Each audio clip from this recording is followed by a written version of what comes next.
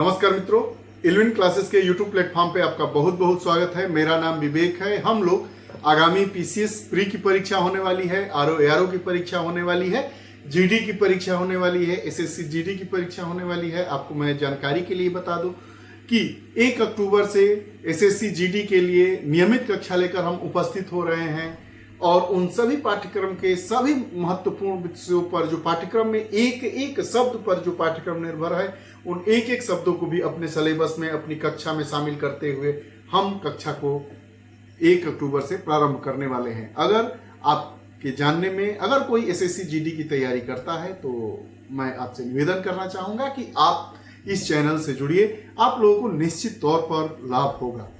आइए बात करते हैं इस कक्षा की। जो हमारी कक्षा होती है इसमें वर्ष भर के करंट अफेयर्स शामिल किए जाते हैं और उसको सेगमेंट वाइज इसको बांट लिया जाता है। इसके पहले हमने इन्वायरमेंट इकोलॉजी वाले सिस्टम को पढ़ा, सेगमेंट को पढ़ा। अब हम राष्ट्रीय परिदृश्य नेशनल इश्यू वाले सेगमेंट को पढ़ते हैं। आज का जो हमारा टॉपिक है वह है मुख्य निर्वाचन आयुक्त एवं अन्य निर्वाचन आयुक्त अधिनियम 2023। मुख्य निर्वाचन आयुक्त एवं अन्य निर्वाचन आयुक्त अधिनियम 2023 क्या है, क्यों महत्वपूर्ण है, इससे प्रश्न पूछे जाने की क्या संभावना है। और यह जैसे ही टॉपिक समाप्त होता है हम एक बहुविकल्पीय प्रश्न को लेकर आपसे के साथ हल करते हैं। आइए इसको हम देखते हैं। निर्वाचन आयुक्त एवं अन्य निर्वाचन आयुक्त अधिनियम 2023 की तो पिछले वर्ष 28 दिसंबर 2023 को मुख्य निर्वाचन आयुक्त एवं अन्य निर्वाचन आयुक्त नियुक्ति, सेवा, शर्तें एवं कार्यकाल अधिनियम 2023 को राष्ट्रपति की मंजूरी प्राप्त हो गई है। इस समय नया ट्रेंड आया है एग्जाम में पूछने का कि अमुक जो अधिनियम है वो किस तारीख को इसको राष्ट्रपति की मंजूरी मिली, और राष्ट्रपति की मंजूरी मिलने के बाद यह क्या हो जाता है, एक कानून का रूप धारित कर लेता है। तो 28 दिसंबर 2023 को मुख्य निर्वाचन आयुक्त एवं अन्य निर्वाचन आयुक्त अधिनियम 2023 को राष्ट्रपति की मंजूरी प्राप्त हो गई। लोकसभा ने इसे 21 दिसंबर को और राज्यसभा ने 12 दिसंबर 2023 को पारित किया था।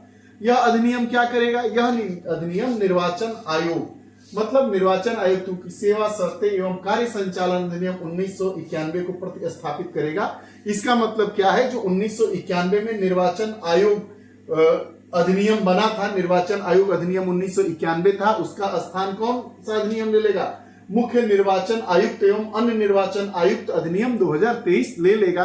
अर्थात इस नियम को पारित कर दिया गया। अब इस अधिनियम के प्रावधानों के अनुसार मुख्य निर्वाचन आयुक्त और अन्य निर्वाचन आयुक्तों की नियुक्ति चयन समिति की सिफारिश के आधार पर राष्ट्रपति करेंगे।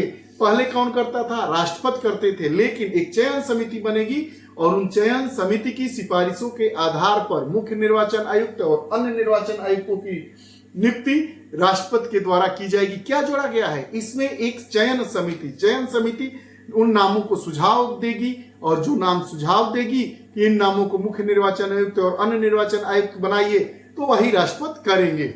ये रहा मोस्ट इंपॉर्टेंट, इस बार निश्चित तौर पर पूछा जाएगा। अब आगे यह समिति क्या कर रही है, अधिनियम बना है मुख्य निर्वाचन आयुक्त एवं अन्य निर्वाचन आयुक्त अधिनियम 2023 जो बना है वह क्या कहता है कि इस अधिनियम के प्रावधानों के अनुसार मुख्य निर्वाचन आयुक्त और अन्य निर्वाचन आयुक्तों की नियुक्ति की बात कर रहा है, अपॉइंटमेंट की बात कर रहा है, मनोनयन की बात नहीं कर रहा है, निर्वाचन की बात नहीं कर रहा है। यह प्रश्न पूछता है कि जो मुख्य निर्वाचन आयुक्त होते हैं या निर्वाचन आयुक्त होते हैं उनका क्या किया जाता है, मनोनयन किया जाता है, अपॉइंट किया जाता है, नियुक्त किया जाता है। तो हम जानते हैं कि उनकी नियुक्ति चयन समिति की सिफारिशों के आधार पर राष्ट्रपति के द्वारा की जाएगी। प्रश्न अगर यह पूछ देगा कि जो मुख्य निर्वाचन आयुक्त है और अन्य निर्वाचन आयुक्तों की नियुक्ति नए अधिनियम के अनुसार राष्ट्रपति के द्वारा किया जाएगा, तो यह बिल्कुल गलत हो जाएगा। चयन समिति की सिफारिश पर राष्ट्रपति के द्वारा किया जाएगा, यह सही होगा। अब चयन समिति में कौन कौन होगा, हमारे प्रधानमंत्री होंगे, केंद्रीय मंत्रिमंडल के एक मंत्री होंगे, लोकसभा में प्रतिपक्ष के नेता होंगे या सबसे बड़े दल के नेता होंगे। अगर विपक्ष में किसी भी पार्टी को 1/10 मतलब 10% सीटें नहीं मिलती हैं तो एक यह ऐसा माना जाता है कि उसको विपक्ष के नेता का पद नहीं दिया जाएगा। उस स्थिति में भी स्थितियों को संतुलित करते हुए यह इस नियम में प्रावधान किया गया है कि जो यह चयन समिति बनेगी उसमें जो सबसे बड़ा दल होगा, विपक्षी सबसे बड़ा दल होगा, उसके नेता को शामिल किया जाएगा। पहले इस समिति की अध्यक्षता कैबिनेट सचिव के पास थी। अब इसमें सबसे पहले इस जो कमेटी थी चयन समिति 1991 में क्या था कि जो मुख्य निर्वाचन आयुक्त और अन्य निर्वाचन आयुक्तों की नियुक्ति होती थी उसकी अध्यक्षता, उस समिति की अध्यक्षता कैबिनेट सचिव के पास थी।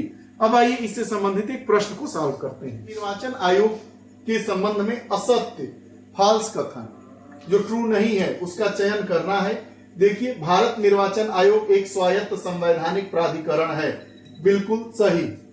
यह भारत में संघ एवं राज्य निर्वाचन प्रक्रियाओं का संचालन करने के लिए उत्तरदायी है, बिल्कुल सही। सभी 3 चुनाव आयुक्तों को समान शक्तियां प्राप्त हैं, ये भी सही है। तो कौन सा गलत है? उपर्युक्त में से कोई नहीं असत्य है, सब सत्य है। तो हमारा विकल्प क्या हो गया? डी सही हो गया। आपको यह हमारा करंट अफेयर का सेशन कैसा लगा? अगर आपको अपनी कुछ राय देनी हो तो कमेंट सेक्शन में जाइए, आप बेहिचक अपनी राय दीजिए। आपकी राय का सम्मान करते हुए हमारी जो अगली कक्षाएं होती हैं उनको हम फ्रेम करते हैं और आपके अनुसार बनाने का प्रयास करते हैं। आप हमसे ऐसे ही जुड़े रहिए, अपने इष्ट मित्रों को भी जुड़िए, और अगर आप हमारे पहले नए पाठक हैं तो कृपया चैनल से जुड़िए, बेल आइकन का बटन दबाइए ताकि जो भी वीडियोस आए उसका नोटिफिकेशन आप तक पहुंचे और आप उसका लाभ उठा सके। बहुत बहुत धन्यवाद, नमस्कार।